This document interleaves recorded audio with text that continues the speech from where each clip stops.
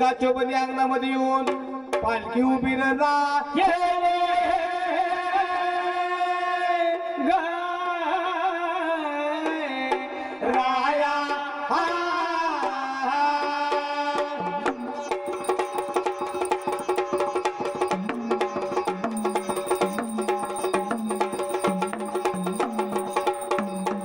पालखी उभी राहिली राहिली गाय उभी राहिली देवराया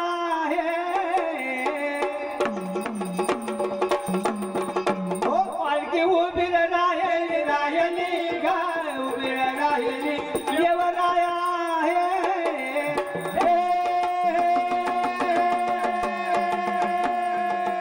उभी राहिली राहिली गाय उभी राहिली देवराया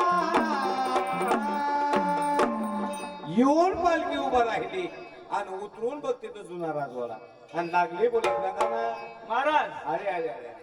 मी तुम्हाला सांगितलं आवडतीच्या महालाला घेऊन पालखी चला बर आणि तुम्ही आणली ना आवडतीच्या महालाला आहे तो कोणी मी आणले का पाहिजे पालखी तुम्ही आणली की नाही, गोष्ट तुमच्यावर आली अरे बाजू गोळ्या आणली त्यांच्या खांद्या होती वयाच्या खांद्यावर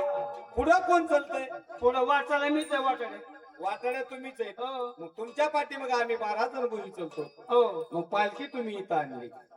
माझी कोण आली का पाहिजे तुमच्याकडून पालखी इथं आली बरं. माझा काय म्हणतो महाराज इथून पालखी घ्यायचं हा आणि परत आवडतीच्या महालाला चालायचं माघारी हो हे बघा महाराज हा पालखी नाही त्याचा नवल नाही बर पण हे बाईक काहीतरी नशिबाची थोर आहे नशिबाची कर्माची सेकंड जागा बरं कसं काय बरं आपण किती माणसं आहेत आपण म्हणजे 12 जण गोळी हा 2 मशालीवाले दूध आणि तुम्ही तो आपण दोघं हो 16 माणसं 16 माणसाची नजर हुकून पालखी या ठिकाणी आली हा मग बाई काहीतरी नशिबाची थोर हो आहे काहीतरी कर्माची परिलब्धाची थोर आहे हा महाराज तुम्ही रात्री रात्री इथं राहा नाही तर बालक मारलेले हत्या तुमच्या शिडी बसलवर बर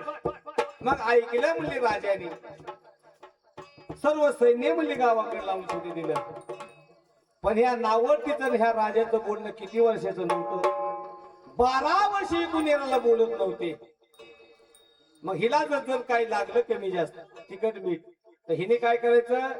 सवतीच्या वाड्याला जायचं म्हणजे आवडतीच्या आणि घेऊन शिनी यायचं हा पण नवऱ्याला बोलायचं नाही नाही